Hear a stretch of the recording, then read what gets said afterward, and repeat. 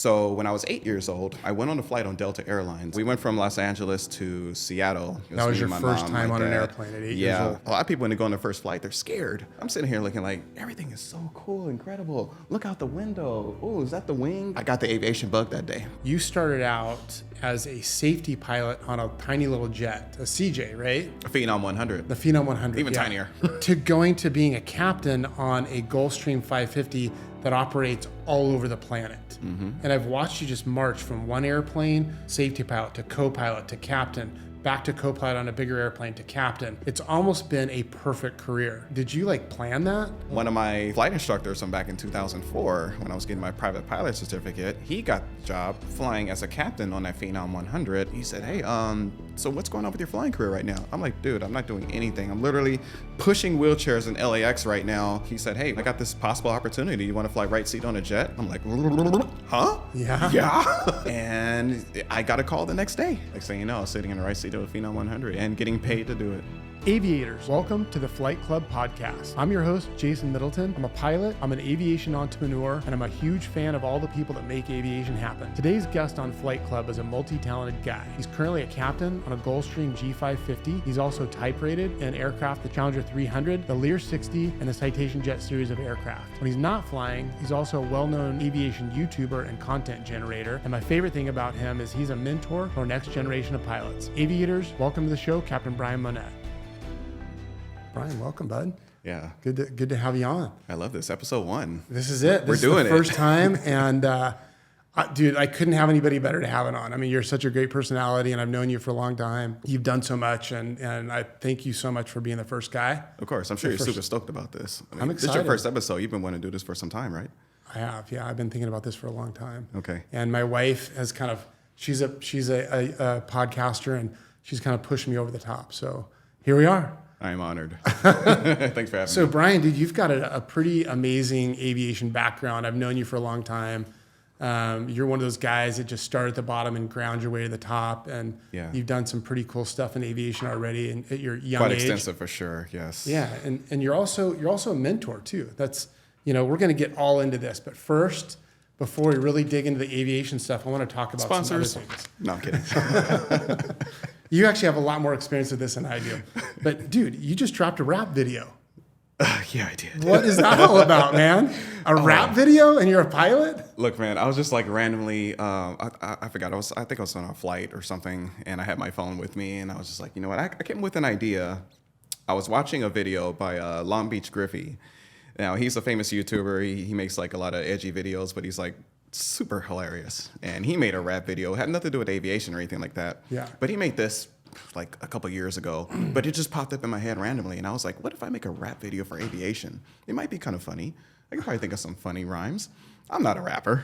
Yeah. I did grow up in Compton, but I am not affiliated with rap whatsoever. Really?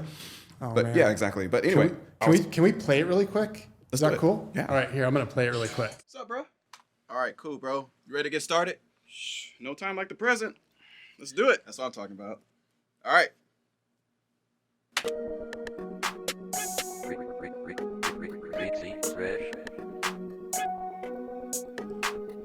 I'm in beast mode, and that's the first hook. Got a ton of hours in the logbook. Rolled up in that black Gulfstream and had all the ramp agents looking shook. That's gonna witness my horrible rhymes. I mean, everything about this video is, you have to be a pilot to get it. It is hilarious. On my gear lever. I'm not the type to fall for thirst traps. Get the highest matches on the dating apps. I'ma let you know who the best is. Do my pre-flight with my checklist. In the right seat with that best assist. With the Zulu time on my damn wrist. Flight time, I got that. 3 stripes, I got that. My navigation skills are rad. Got an iPad tucked in a flight bag. Cause I be up on that 4th flight. Instrument skills are real tight. Fly any approach with full precision. Got your girl bent over in the full position. YouTube videos, post a lot. Only 8,000 fans, but I'm still hot. The This is so sucks hilarious. and I really hate it because my YouTube. Oh my God, dude. I love it.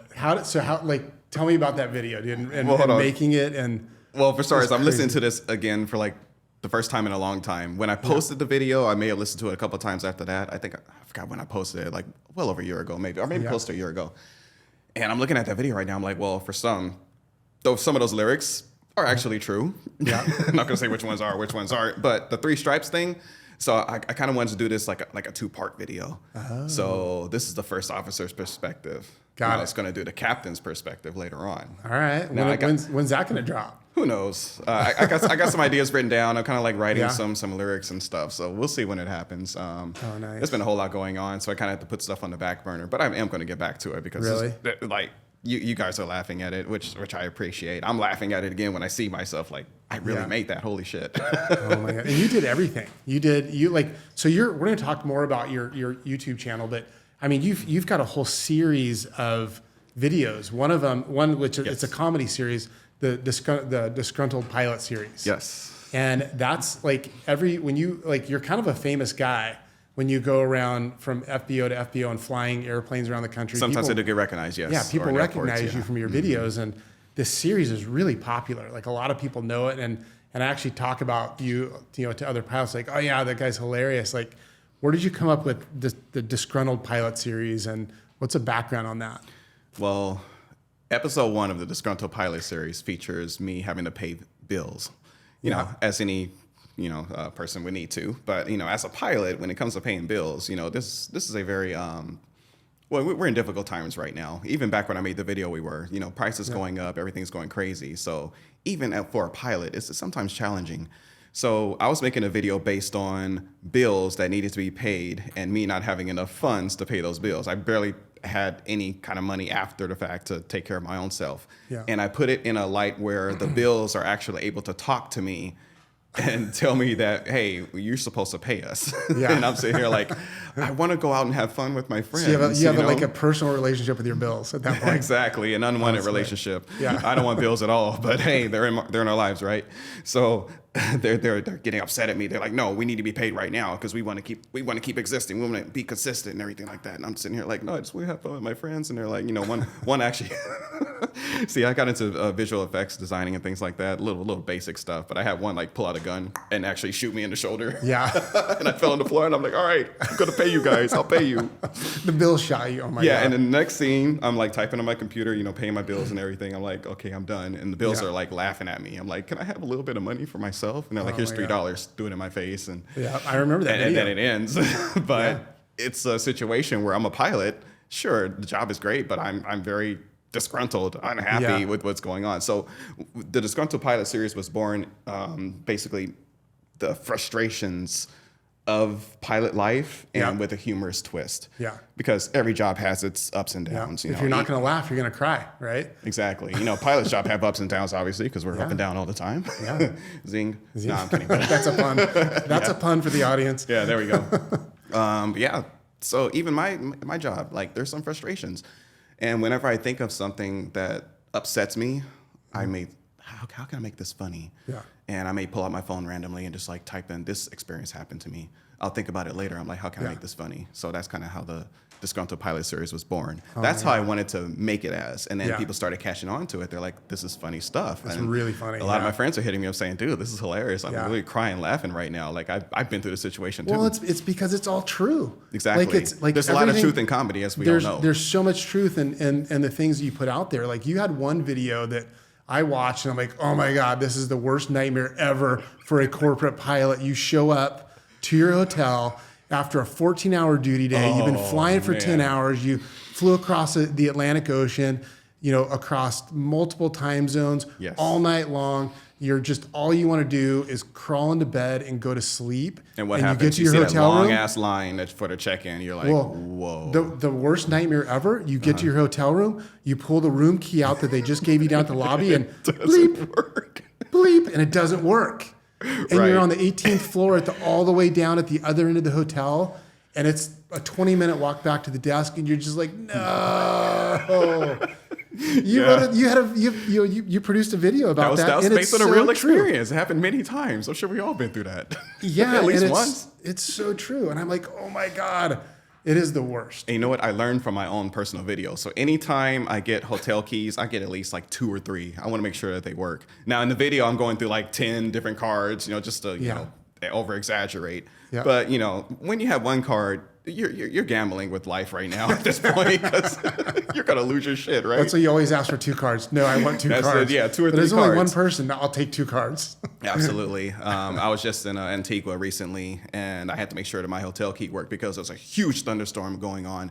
And Antigua's hotel has like open sections where the hallways are exposed to the elements. Yeah. So the rain is coming down. I'm like, oh my God, if I get to my room and my key doesn't work, I'm going to be very pissed. So let me go ahead and make sure that, when I come up to the front desk, I'm like, hey, can you just make sure my card works? I already checked in the room and everything. I'm just coming back after going out for breakfast. I'm like, yep, let me make sure. Yeah. Sure enough, it worked. I'm like, okay, cool. I learned from my own personal 100%, experience. dude, I've done that so many times. You show up to the hotel, they give you the keys like, does it work? Are you sure? Can you check it again? It's got to work. Come on. Yes. They're like, okay, sir. But at the same time, I've been in that situation where even I had like two or three keys and like all of them didn't work. And I was just like, this is unbelievable. I probably got the keys to the wrong room or something. Yeah. And then there are some cases where I did actually go to the wrong room. Oh, yeah. And I went to the front desk and like, what's going on? Sir, that wasn't your room. And I'm like, wow, I really am tired. Well, dude, like think about it. Look, when you're a corporate pilot and you're going from, and we're getting off topic here, we're going to talk about aviation and flying a little bit. But when you're going from city to city to city to city in different areas, and you're staying in hotel rooms, you're like, and you go out to dinner, you come back, you're like, what room number am I don't even in? know what city I'm in. When I wake up in the morning, I don't know where I'm at sometimes. Yeah, it's crazy. That's what's unbelievable. But anyways, I wanted to get back to the YouTube channel and some of the disgruntled pilots. You have kind of an interesting relationship with the Uber drivers, and you've produced quite a few Uber driver videos. And one of the funniest ones was you in an Uber driving with the and the Uber drivers. You're going to the airport, obviously, and the guy's like, "You a pilot?" And you're in uniform. No, I'm in full uniform. I'm like, yeah, duh. Had that question in real life. Yeah. Had that question in real life. It happens. I swear to God. Oh my God, I know. I remember I was on a flight, and we ended up, the other pilot and I ended up, it was just a day trip somewhere, and we like, hey, let's go to the mall and get lunch. It was a mall near the airport, and we were there for like 3 or 4 hours. So we're just walking around the mall after lunch, and people kept asking us for directions and where things were. Where's the bathroom? Where's the Gap? Where's this store? And I'm like, I looked at the other pilot, I'm like, dude, why do they keep asking us where to go? Questions? Shouldn't they know? And I look over and I'm like, oh my God, they think we're mall cops. Oh, because we're in uniform at the mall with our epaulets on. Yeah. Like we're mall cops right now. Like the stripes mean something, guys. Come on. I know. I was like, I got to get Brian to make a video about that one. Maybe. Okay. You send me some ideas, man. Well, so tell, like, what goes it, like you shoot, this is all a new world to me. I'm fascinated by it. My wife lives in this world, and I'm, starting this new podcast that's aviation focused, and so I'm learning, and I want to kind of learn as much as I can about this world. But all of the stuff that you've done, you do yourself. I mean, you star in it, you write it. I think it seems like I wrote everything. Yeah, there's like a couple of videos where I had some help. There's some couple of videos where I feature other people, but for the most part, it's all me. Yeah. Yeah. So walk me through that process. Do you like, because some of the times you're shaven, so you're having a conversation with yourself as different characters. Yeah. Sometimes and there are some times where I got like a full beard, and there's another character that has no beard at all, and there's like an in-between kind of thing. This one video I did, airport security, I have like different characters going through the terminal. Hilarious. Yeah, thank you. That was all written by me. It was very difficult to shoot because for beer, full beer right now, for example, I did 2 those episodes, by the way, airport security. If you guys want to check it out, please feel free. When you're recording one scene, one character, and you got a beard, and then you got another character that has like just a mustache, and you got a character that has no facial hair at all, you got to make sure that you cover those scenes properly with the beard. Otherwise, you're gonna have to wait months to grow it again. Oh my God. You can imagine how frustrating that would be. Yeah. So when I got my script done, I got my shots done, I'm like, okay, I'm getting ready to shave now. I got to make sure I got everything. So I'm going through footage, making sure everything looks good. And it's very time consuming. So that's part of the problem right there. But overall, I didn't forget anything. So when I have my cell phone, I have a shot list. List of every single so you get organized. Thing I need to get. I try to stay organized. Because if I don't, I'm going to want. Yeah. Thank you. Yes. Yeah, I like it. Otherwise, I'm going to forget stuff. Yeah. So I get those scenes done. Then I go to the next character. I shave. I got the mustache now. Now I'm playing the police officer for security, and I got to get those scenes done. Then I'm playing the other people, and it gets confusing, especially when I get to the editing process. Oh my God, I got to sort through everything because I got beard guy here, I got partial facial hair guy here, and I got everything. No facial hair guy here. And then I got to get those intertwined so that they're talking to each other, look like they're talking to each other. Yeah. Even though I'm really not. I mean, it's only one of me. Yeah. And you're shooting the camera, you're setting cameras up and shooting it yourself. Yeah. Sometimes I have it on a tripod, sometimes just handheld. Got it. Most of it is handheld. Yeah. As far as the Disgruntled Pilot series is concerned. Right. Yeah. That's great. It's great. How did you, what sparked your interest in jumping into that and really, because you put a lot of videos out. How many videos out do you have now? A few hundred at least, I think. That's a lot. Disgruntled Pilot series, I have 35, 36, I think. Yeah. So it's still ongoing. Everything is still ongoing. Obviously, I'm taking a break right now, but I think overall I got a couple hundred videos. That's awesome. Maybe a few hundred. Is this a lot of pilots have side hustles? Would you consider this your side hustle? This is my side hustle for sure. Yeah, it's a lot. You do a great job at it. We're gonna have at the end of the show we're going to figure out, you can tell us where to find all your videos and all that. We'll make sure they're in the show notes. Sure, we can link all that stuff. But I'll answer your question first, how I got involved in the filming stuff. Yeah. That started in about 2010, I believe, way before I started flying private jets. I found this YouTube channel called Freddie W. For all the old school YouTube guys out there who watch YouTube from way back in its inception, there's a YouTube channel that came out called Freddie W. Freddie W was a guy. Yeah, he was an Asian dude and another guy, white dude, that worked together. They went to school at USC, I believe. They were in film school together. Yeah. And instead of going a traditional Hollywood route, that kind of stuff, they wanted to do something personal on YouTube, as it was a rising platform. Yeah. And they found a way to figure out visual effects not figure out, they went to school for it, but they did their own personal stuff that they learned from school and made their own personal YouTube channel, which is action filled. You think it's movie directors film this shit, right? Yeah. But these are just two college kids. No kidding. And it blew up like crazy. I'm talking about visual effects with guns, action scenes, cars, explosions, all kinds of stuff. Mostly visual effects, some practical. And you're a young guy watching this. I'm a young guy watching this. I'm like, this is so cool. I wish I could do something like that. Here's another thing. They made a behind the scenes channel, Freddie W. Cool. too. Nice. At the time, it's named something else now. I don't think they do it anymore. But they show their behind the scenes stuff of how they film their shots, the visual effects, the cameras they use, the actors, get interviews and things like that. And I'm like, this stuff seems doable to the average person who's just sitting here watching a YouTube video. Maybe I could do something like this. And I was always interested in arts, graphic design, video games, and just being creative and making stuff. Yeah. Ever since, as far as I can remember. Nice. And I was like, this is a way for me to tap back into this as I'm pursuing my flying career. So that's what I did. That's where the Disgruntled Pilot series was born. My aviation vlogs that I do. I started learning cameras and microphones, everything. Yeah. And it turned into something really big, awesome. It's super fun. Thank you for putting that content out there. And aviation's, there's so many characters in aviation. I'm just fascinated by the people in our industry and aviation's the thing that ties us all together, but we're all different, right? And we've all got different things going on. And all walks of life coming together for one sole purpose. Yeah. Having fun and getting paid to do it.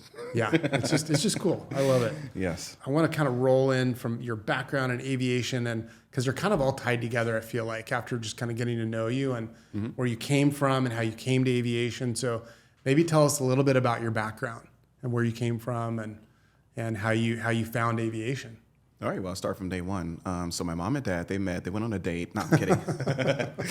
No, my oldest childhood memory was when I was 3 years old. I'm actually standing on my mother's dresser or whatever, and I'm wearing my Frenchy outfit. My last name is Monet, so I'm part French as well. Yeah. On my dad's side, Creole, that kind of whole thing. We go way back. But anyway, I'm wearing my little Frenchy outfit. I got a model airplane in my hand, and I'm holding it there. Yep. You guys feel free to show it if you like. I saw that picture's on your Instagram channel. Yeah, I'll send it to you guys. And I remember that because I remember back then I used to watch airplanes fly overhead. We're in Los Angeles right now, downtown.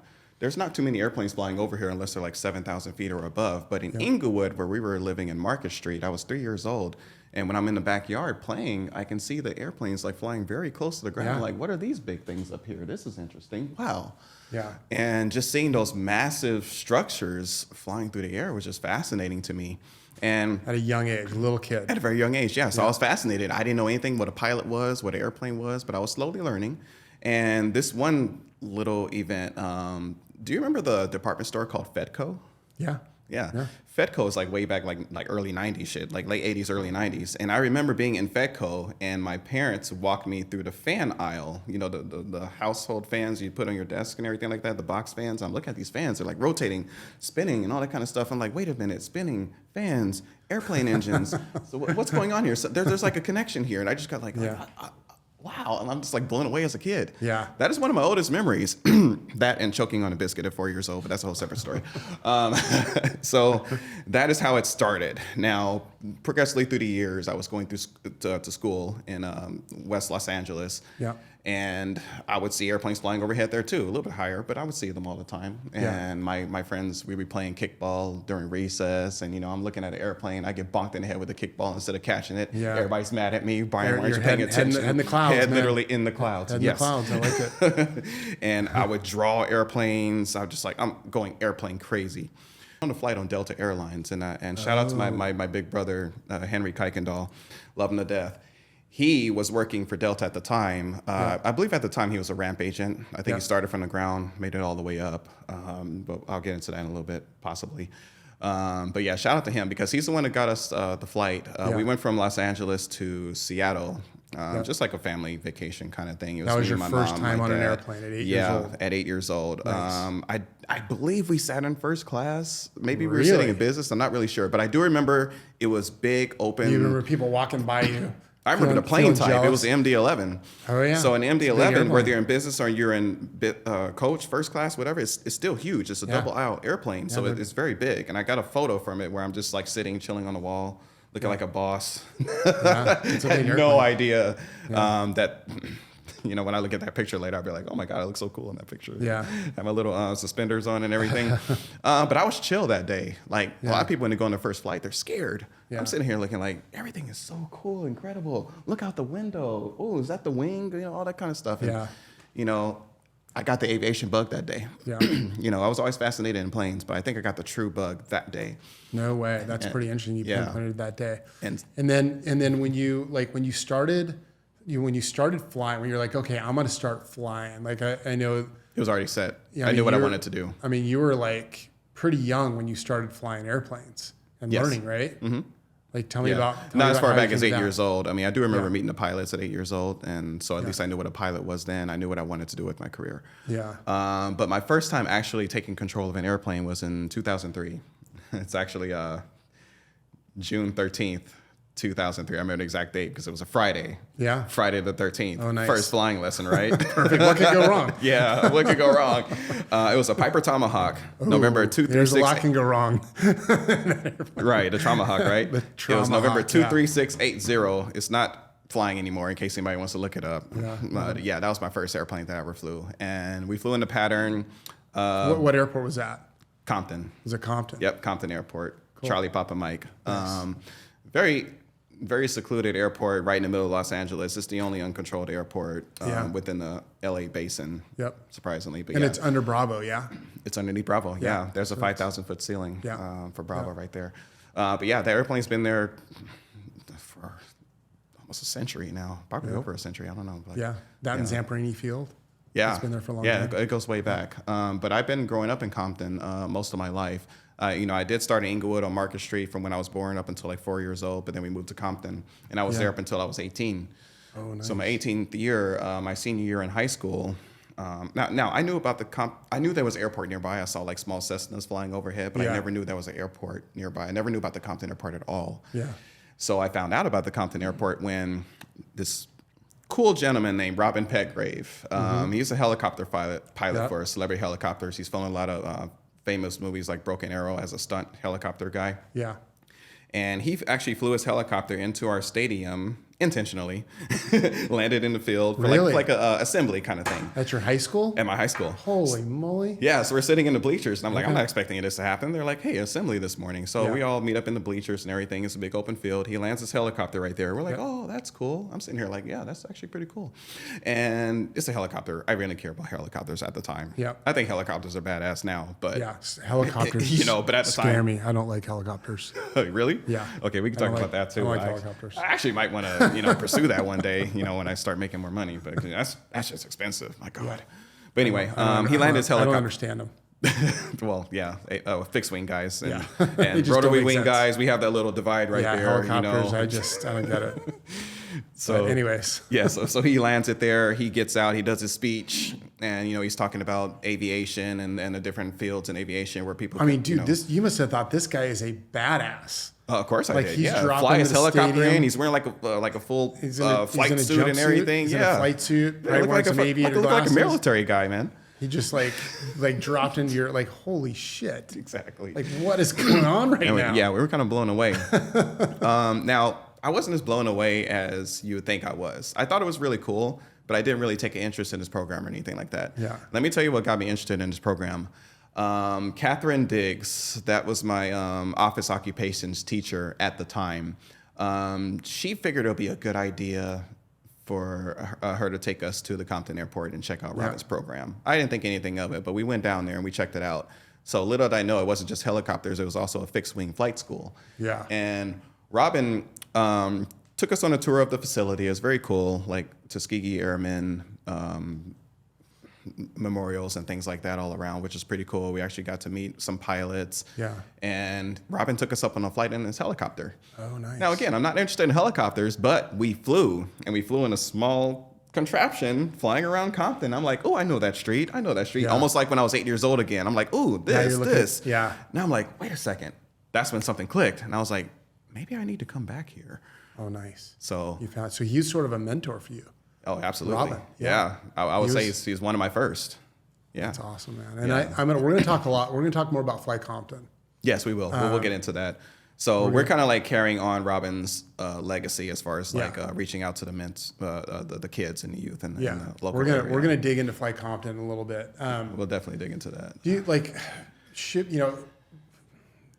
you for not to get too serious, but we work in a pretty white male dominated business. Sure, Brian, and of course, I've known you for a long time, and you're just such an awesome guy, and I can't imagine you ever having issues or anything. But how has that been for you working in an industry that's pretty dominated by guys that look like me, and you're very unique in the industry. Honestly, it's been pretty sweet, and I'll tell you why. Because anytime somebody sees me up in the cockpit, especially when I got my beard shaved and I'm not looking old, people are like, "Dude, like you."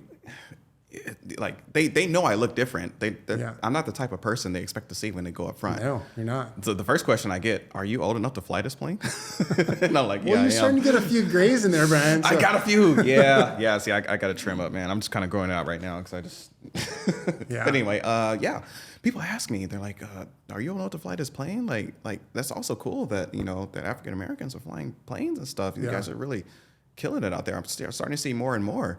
Yeah. And I'm like, yeah, that is good because we only make up about 4, maybe 5%. Yeah, it's grown a lot. I think we're about 5% now. I just looked up the stat. I mean, when I started flying, Brian, there was no black pilots. You would never see them. It was 1%. Right. And especially in the corporate jet world, they wanted a certain look and demographic, and it was. But I mean, it's changing. I feel like. We both work in this industry.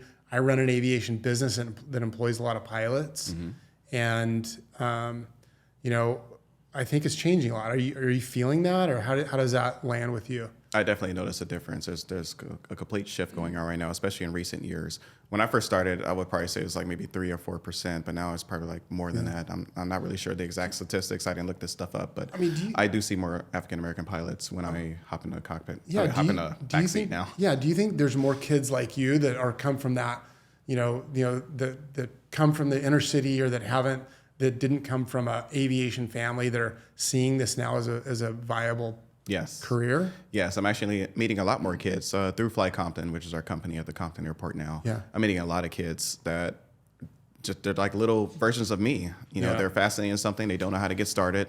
Nobody really gave them any information. They're probably the first pilot in their family or person who wants to be a pilot in their family. Yeah. And they have no guidance. Yeah. So, you know, just like I had a mentor with Robin Petgrave and like a few other people, these kids need a mentor. So Yeah. we're filling in that role. When I say we, I'm talking about me and my team. So there's a bunch of us who went up through Robin's program. We got together during COVID and we formed this program for these kids because we can see that there was a lack. The mentorship program in the Compton area was dying down. Yeah. Robin's program, he was more focused on, you know, flying his celebrity helicopters and, you know, working that business. Instructors, they come and go. We can definitely see the program was dwindling a little bit. So, you know, it's not his fault. I mean, that's just kind of how aviation was going right now. People are unmotivated. You know, crisis is happening left and right. We got COVID going on at the time. Not a whole lot of flying going on. We're like, how can we get this to continue? How can we get kids that were in our shoes to get to where we are now, to our shoes now currently? You know? Was it Fly Compton before you guys started this, or did you? Because it's a cool name. You got a logo, and we'll share with the audience, you know, how to connect, and you know, it's a really cool program. And I've met all your counterparts. Awesome group of aviators. And it's amazing the diversity in the group, right? You got, you know, FedEx pilots, you got captains on Alaska, you got all these FedEx, UPS, you know, you got Alaska, an international you got a private jet G550 guy. captain. Yeah, you know, I mean, all everyone's very successful. Yeah. But you're all rolling back and helping this program out. So you guys got together, started Fly Compton, and tell me about the core group of guys and how did you guys decide to do this? And, you know, back when COVID started, and, you know, I know you're starting to get into it, but I got a phone call from my good friend, Ronell Norman. He's an Alaskan Airlines captain right now. He called me back in June of 2020, and we were just shooting the shit, just talking, you know, catching up and everything like that. We haven't seen each other in a while, maybe like a few months or whatever. Asking how's everything going in the private jet world. I'm asking what's going on with him, and he's like, dude, like, I was thinking, do you think we should like continue what Rob was doing and create a program for these kids? And I mean, this is a big question for me because I'm like, that entails a lot. There's a lot to do in order to start something like that. But I'm like, you know what? Yeah, I kind of do. And I said kind of do, but I really do want to do this. We got to figure out how we're going to do this. Yeah. So that was the first conversation. I don't know if I was the first person he talked to about it, but he definitely asked me that question. I'm like, you know what? Yeah, I do want to be a part of that. Yeah. How can I help? So they already know I'm an artsy kind of guy. I like to create stuff. So they asked me if I could design the logo. Mm-hmm. I'm like, cool. Yeah, I could do that. So I took some ideas that they put together, and I took some of my own ideas and kind of just like combined it into this logo, which exists today. And they're like, oh, yeah, this is a sweet logo. Yeah. So we just stuck with it. And I also play the role of the social media director at Fly Compton as well. So I post videos about Fly Compton. I post on the Instagram pages. I'm putting up pictures and everything. Yeah. So we got a lot going on, and that's my role in the company. Ronell plays the role of director of operations now. Yeah. He was chief pilot for some time, you know, kind of working our way up with that. And we got our really good friend, Demetrius Harris, who's our president currently. He comes from a politics background. And what is he flying? He's a... I think he flies a G3 off and on. I think he flew in a Hawker a couple of times. You know, sorry, bro, if I'm getting this stuff wrong. But he's gonna watch this. Yeah, I'm totally butchering your career, man. But I know he was in politics prior to this. But I do know his background story. He was flying on a plane, forgot where it was, but he met 2 black pilots, and he thought that was really cool. And he had a fascination in aviation as well. Yeah. But all his background was politics. But when he saw those 2 brothers up there, he was like, I could probably do something like this. So he made an entire career shift. He was like, you know, I'm going to do this. He went to ATP flight school, went from zero to hero within like a couple years. Really? And he started flying Gulfstreams because he's a good networking guy. Yeah. So he was good for, you know, flying contract stuff. He found I guess, the owner he was flying for some time. And then I forgot how the connection happened with Fly Compton, but he wound up being our president and just a solid dude with the political background that he has a whole lot of connections and everything like that. Yeah, I kind of wonder how he got there, right? What happened? We don't even know. No, he's just a solid dude, man. I love him to death. But he brought good opportunities. I mean, we got donations from Alaska Airlines, Boeing, you know, all kinds of places. You guys even helped donate to us before. I love it. I want to do more. I think it's so awesome what you guys are doing, and we need pilots, man. We need more pilots. We need more. There's a huge shortage going on right now. We've got this huge shortage of pilots, and it affects all areas of business. And it's a problem. We need more pilots. And so it's, bringing these kids up, no matter where they're from. Yeah. It's such a great career. And I hope the young generation, it's interesting. When I became a pilot, there was lots of jobs. It was a wide open thing. And then 9/11 happened and there was no jobs. Oh man, 9/11 actually discouraged me for some time. Yeah. I mean, it was in graphic design and stuff, drawing and everything. I was kind of getting back into that before I took that first flying lesson in June of 2003. Yeah. I was actually unmotivated, and that's why I didn't have interest in Robin's helicopter and that kind of stuff. I was like, 9/11 just happened. It's kind of scary. I don't want to do this. It's going to be a while. And until that bug clicked again, then I was like right back into it. Yeah, and it was 9/11 messed up a whole lot of stuff, man. Yeah, it was years before the industry corrected, and I ended up, I was hired by an airline as an instructor with 700 hours in the cockpit, and training was canceled, and I ended up flying cargo from Bakersfield to Sacramento. That was my first real job, and I did that for a long time, and packages are always going to have to get around no matter what. Yeah, but now we're in this time where we've got this massive shortage, most demand we've ever had, huge shortage of pilots, and the problem is it ebbs and flows. When it was a terrible job back then, they weren't paying pilots very much. There was an overabundance. The 9/11 happened, and it all went the other way, and now we've gotten to the point where I think that the new generation seeing. It is a great job, and you can make a really good income at it, and the schedules vary depending on what you're doing, but so I'm glad to see it.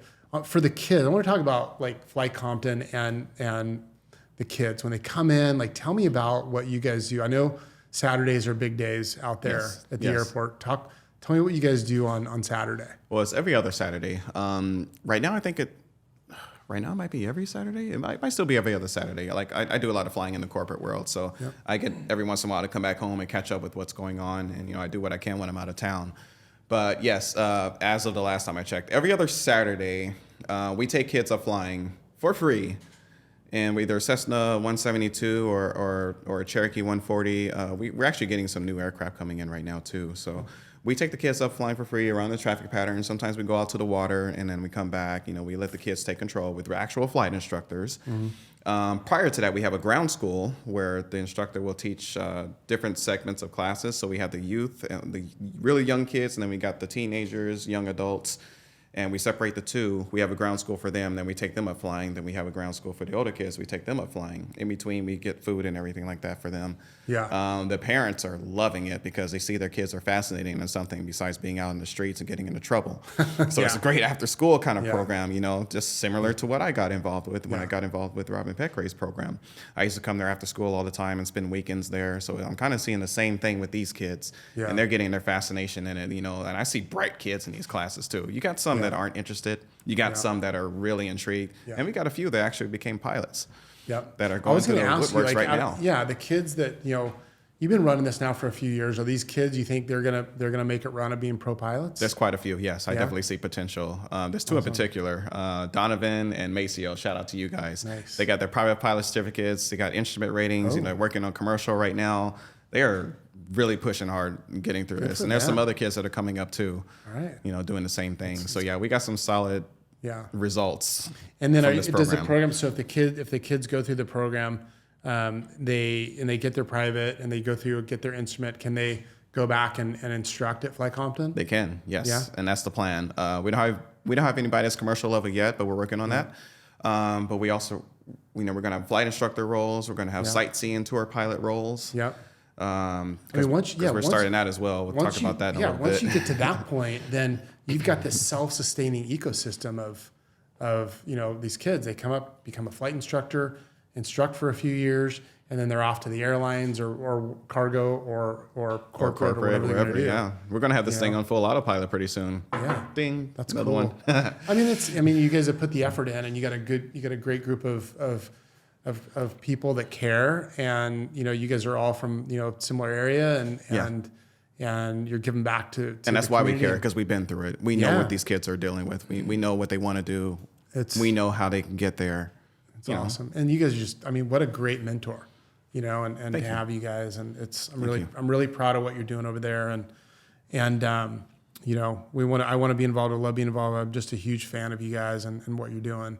But we'll have, you can access, we'll have show notes so people can access Fly Compton. And, you guys and they're looking, these guys are lot. looking for financial support. So it's a really good organization. They have, they have tons of opportunity to be involved too. So we're going to, I'd like to be involved for a long time.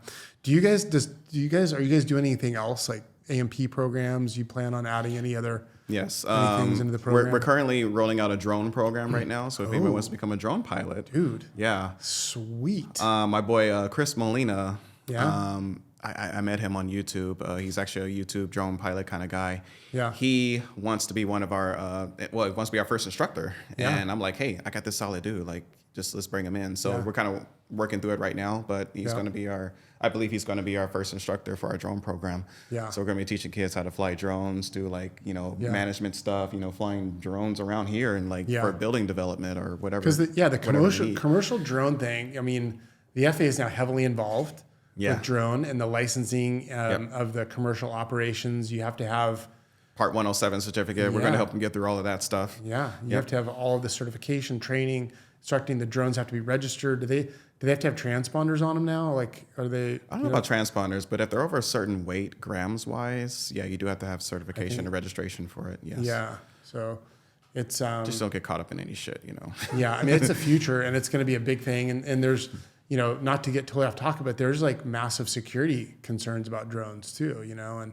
privacy issues, privacy things like that. and flying them in the You got a lot of fools stadiums out there playing around with these toys, and that shouldn't be played around with. You got people flying drones in front of aircraft with people in them. Yeah. So it's a huge problem. That's why the FAA had to step in and like, hey, we got to regulate this shit. We got to get actual certificates for these people, and if people don't have it, they can wind up in a lot of trouble. I'm talking about like heavy fines, possible jail time.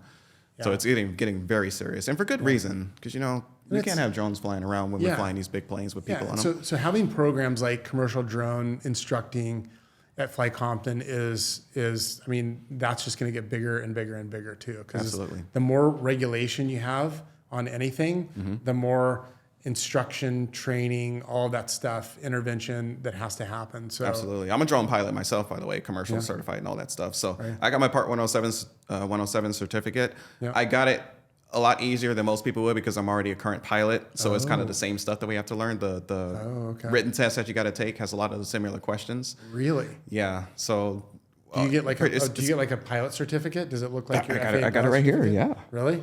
Yeah, I'll show it to you. I want to see it. It looks kind of similar. It looks like a knockoff version of our pilot certificates. Let me see this. There you go. Oh, it is a little knockoff. It does say Federal Aviation.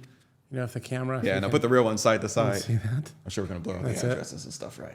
Yeah. See, it's this little knockoff-ish. You don't have the airplane in the background. Oh, that's hilarious. Kind of weird. Yeah. Awesome, dude. That's it, man. Okay. Yeah, it's the real deal. So if anybody wants to think I'm trying to spy on neighbors and stuff like that, I'm like, no, that's not what I'm trying to do. I got my certificate right here. Boom. Okay, before we talk about flying, because this is a flying podcast. This is we didn't talk about flying yet. We haven't talked about flying. God. How can people get involved in Fly Compton? Like what do you need? What do you guys need? All right, depends on what you want to get out of it. If you want to help out these kids, you want to help them fund their flight training, flycomptonfoundation.org. That's where you want to go if you want to help donate. If you want to become a pilot yourself, visit flycompton.com. And if you're a social media junkie like myself, visit us on Instagram, Fly Compton. Nice. Yeah, and you guys are also, just to know, it is a regular flight school too. So if you're interested in becoming a pilot, an actual certified pilot, just flying go get real planes. You're just a normal person off the street and you want to go get your private. That's right. You guys can do flight training there, and that helps fund part of Fly Compton as well. Yeah. Yes. The flight school. Yes. Yeah, we definitely take some of the profits from the profit side and bring it to the nonprofit side. The Fly Compton Foundation we have our own 501c3. Thanks to Demetrius, our president. Yeah. And we got that full thing going right now. So if you guys want to donate, we can do that. Awesome. If you want to become an actual pilot yourself. All right. So I have a serious question. This is about being a corporate pilot, and I've done the job. So you and I are both Gulfstream G550 pilots. Yes. So I get it. I know what you go through. I've done the job. It's a great airplane. It's one of my favorite airplanes in the world. Yeah. But my question is, being a corporate pilot, do you hate your own bed?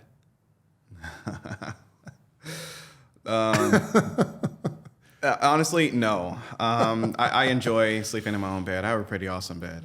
Oh, man. But I understand. You what like you mean. it better because you don't see it very often. Yeah, exactly. I understand what you mean by the question.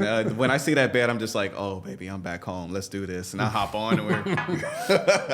I'm going to get my sleep on right now. I do. Like I said earlier, like when I wake up, I usually don't know what city I'm in. I woke up this morning, I only had like 2.5 hours of sleep, dude. I literally commuted in. Just to be honest, you spent your last night on an airplane, on a commercial airline. Commercial airline coming from Miami. That's you slept last night. Landed in LAX, and it was delayed, by the way. The first it was supposed to take off like 7:30 Eastern time, but we wound up taking like 1 in the morning.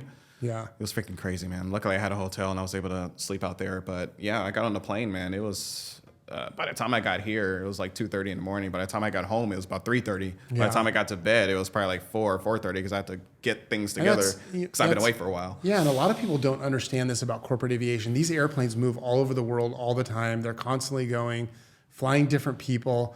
And, sometimes it's an owner flight, sometimes it's a charter flight, sometimes it's a position flight. And the crews end up scattered all over the planet. And after you do these long series of flights, you got to Got to decompress, man. So when I see that bed, I'm like, yes, I love my bed. So to answer your question, yes, I love my bed. Yeah.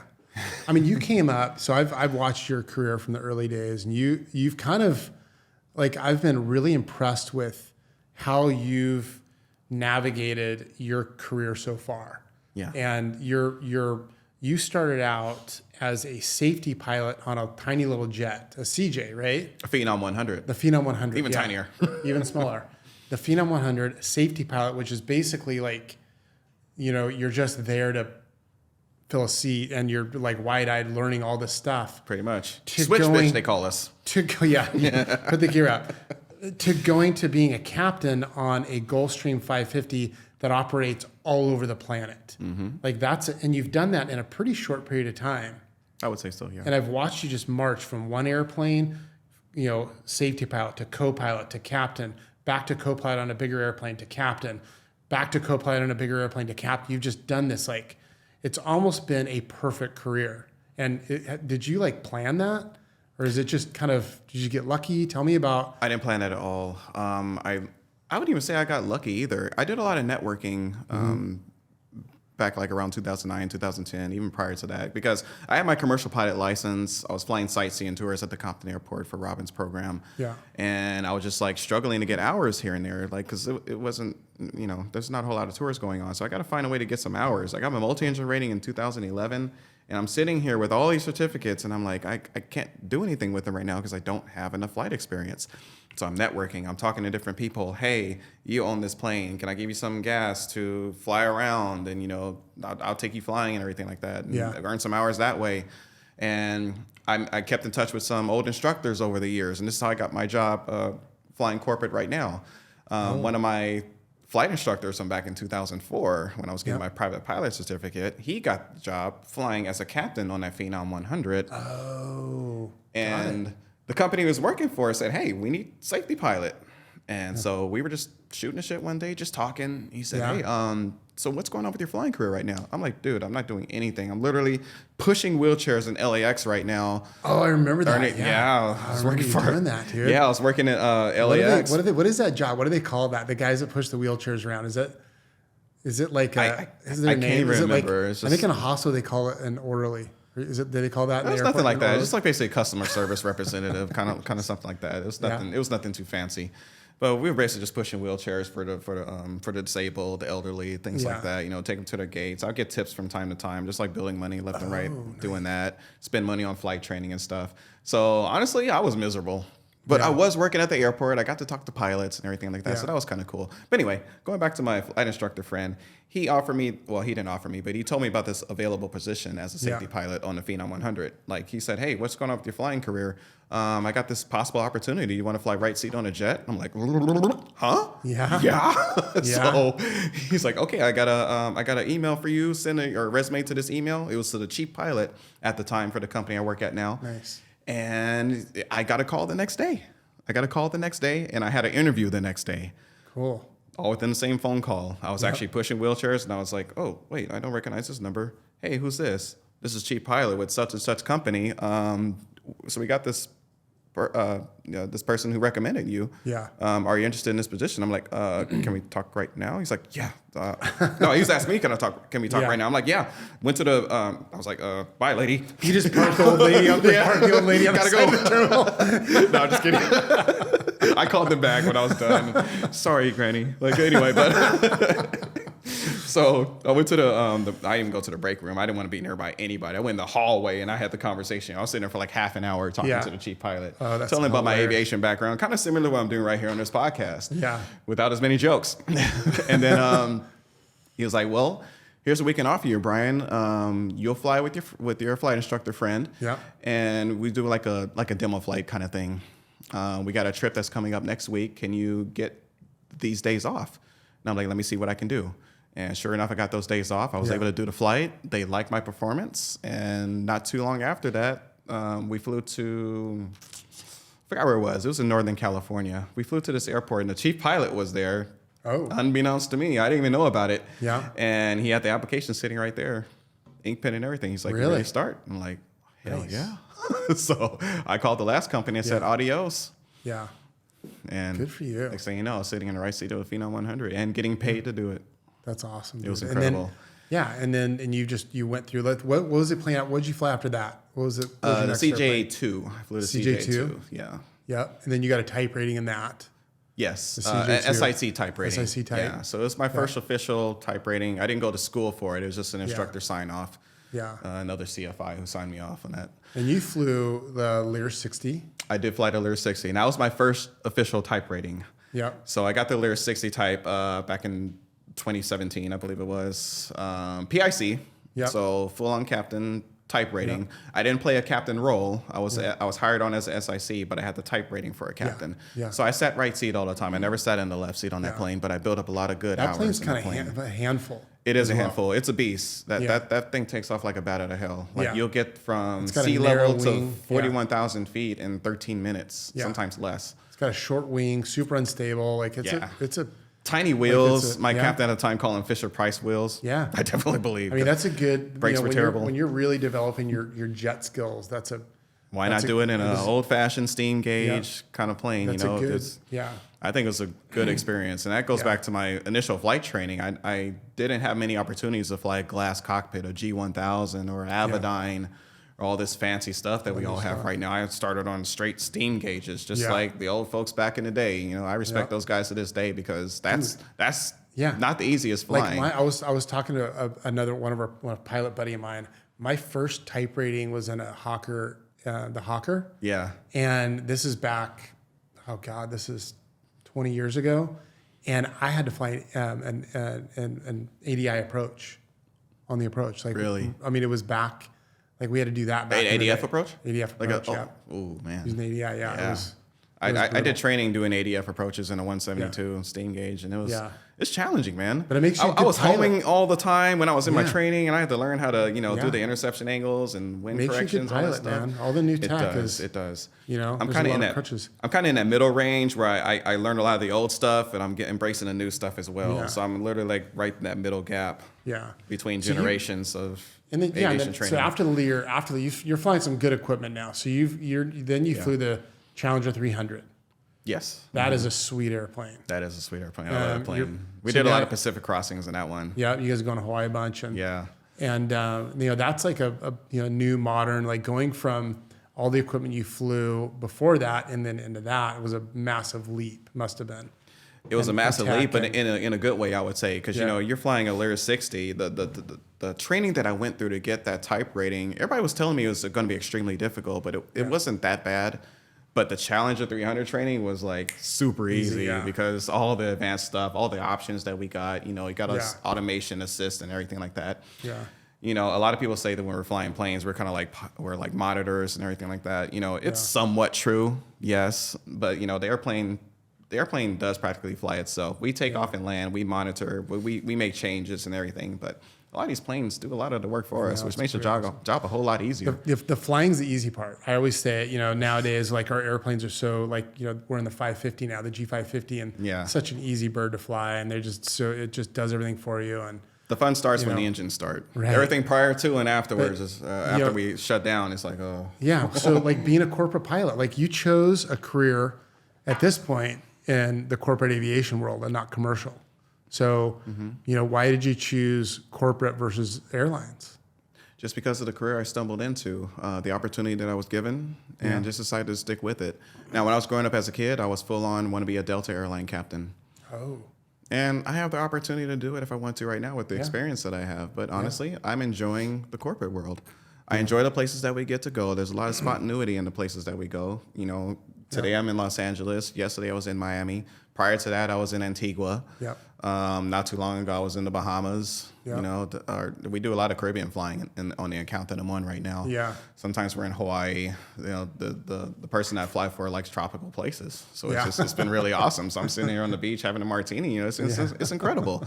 And now I understand airline pilots get to do that too. Yeah. However, it's more of I consider airline flying like a bus route. Yeah. I'm more of a Lyft driver. Right. You just don't know where you're going to be. You get to be personal with the people that you're flying. Yeah. Sometimes there's tips. That's kind of cool. Yeah. But that's what great conversations with people. When I first found out about corporate aviation, when I became a pilot, I didn't know anything about it, and I learned through the company I was flying for. They had King Airs, and they weren't going anywhere exotic like the Caribbean or South Pacific or anything, but they were flying different places every day, and I'm like, that's pretty cool, and it really fit my personality. And I think it takes a certain personality type to really thrive in the corporate environment, right? Because you got to be flexible. You have to want to be adventurous. It's kind of an adventurous job. It definitely has its downside. So you ended up here. Like, what are some of the things that you really like about what we do? My suitcase can sometimes have a winter coat and swimming shorts at the same time. Yeah. Because I don't know where we're going to go. Yeah. I enjoy that. I enjoy not knowing where we're going to go sometimes, because like we could have a trip to a particular place, but the next day we could be called somewhere else. Yeah. And it could be more awesome than the place that we're at. Yeah. So I think that's kind of cool. I think it's funny when I talk to a lot of my friends and they know the industry I'm in, and they're like, oh, that's so cool. It's so romantic, and you're flying all these celebrities and people, but there's some it's not all fun. It's not all, Of course. What's the downside of being a corporate pilot? I'm sure a lot of pilots heard the term "hurry up and wait." Yeah. We can sit in planes for hours just waiting for passengers to show up. Yeah. There's places that we go to that aren't necessarily fun. We could be like right in the middle of nowhere, just wondering like, where's the hotels at? Yeah. So there's situations like that. I would probably say that's like the downside of it. Yeah. I can't say that I've been flying into any dangerous places or anything like that, so I can't really speak on that. But I heard some stories from other people saying they've flown some dangerous places, so that happens sometimes too. But I think the position I have right now is a pretty good one. Now, in corporate world, I think it's kind of like not necessarily a gamble, but it can go left or right. You can wind up at a shitty job, or you can wind up at a really incredible one flying for a famous billionaire or something like that, and you could be living a life. Or you could be working somewhere that you don't like and you're just building up your hours. And anything in between. Yeah. Airlines are kind of like straightforward. You start here, you work your way up. But one thing I don't like about the airlines is you're not a person, you're a number. Yeah. The company I work at right now, everybody knows me. People love my YouTube videos. Yeah. I'm on this podcast today. There's different opportunities that come up in a position like this. I believe you're the number one senior pilot at the company you're with. Right? Currently, at the time, yes. I've been there since December 5th, 2014. That's pretty cool. Yeah, so pretty cool. Almost 10 years now. What's the secret life of a private jet pilot? I mean, you're flying people and celebrities, very public figures. The list goes on and on. Yeah. I keep a list of all the celebrities I fly on my phone. Obviously, I'm not going to talk about them today, but you've long list. Yeah, well over 70 people. Like all of them. Yeah. Like everyone. Yeah, just about. Like, how is that? And a lot of them are like really, really cool. Yeah. Like, they say don't meet your idols, right? I met some of my idols. And they're, and I'm just like, wow, you're the exact person I thought you were when I saw your movies. Yeah. And that's really cool. And some are even better. Yeah. Some are just like, I just keep it to myself, not talking to anybody. Don't look at me. So that's fine too. I respect it. Yeah. And it's, and like, it's such a weird profession. Like, that people don't have when you think about fans, right? Mm-hmm. And if they see a celebrity walking down the street in LA, we're in LA right now, you can probably walk around over there and see somebody, but it's a thing. Sure. People like, oh my God, I saw, Jennifer Aniston. If my wife saw Jennifer Aniston, she'd freak out. But, we fly these people, you fly these people all the time, and it's kind of a weird thing that we do. We're involved in this kind of, I always call it the secret life of the corporate pilot. Yeah, somewhat secret. Yeah. A lot of you ask me questions. Well, dude, this has kind of been fun. It's been very fun. Yeah, I've really enjoyed. Yeah. I'm running on 2 hours of sleep right now, but I know, feel wide awake now. Dude, you're a corporate pilot, man. That's what you do. Right. Get after it. Dude, Brian, thank you so much for coming on the show. So tell our audience where we can find. Let's hear about all your channels. I want to know where they can find anything you want us to know about you. We'll make sure it ends up in the show notes, and they can go click and follow you. Fantastic. Yeah, let's start with the YouTube channel. YouTube.com/Brian Monette. That's my first and last name. BRIAN, not with a Y, MONETTE. And you can find me on there. You can also find me at Mayhem Park on Instagram. What else do we need to know about what you guys are doing, and where can we find it? Yes, you can start by checking us out at flycompton.com. Also flycomptonfoundation.org. And we're also rolling out, I forgot to mention this earlier, we're rolling out sightseeing tours. So if you live in the Los Angeles area or maybe visiting, come check us out at flycompton.com.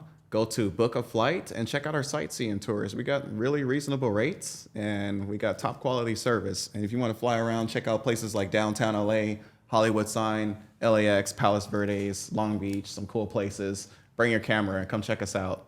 Also, if you want to donate to flycomptonfoundation.org, help these kids out, you can do that as well. Well, awesome, dude. Thanks again for being on here. I want to thank all of our aviators out there for joining us for the Flight Club podcast. You can follow us at flightclubpodcast.com. Please go on and like and follow us. This is really fun as our first show. And Brian, dude, thank you so much, man. It was a lot of fun. Shout out to you, man, for putting this together. All right. This is amazing. I love this view, man.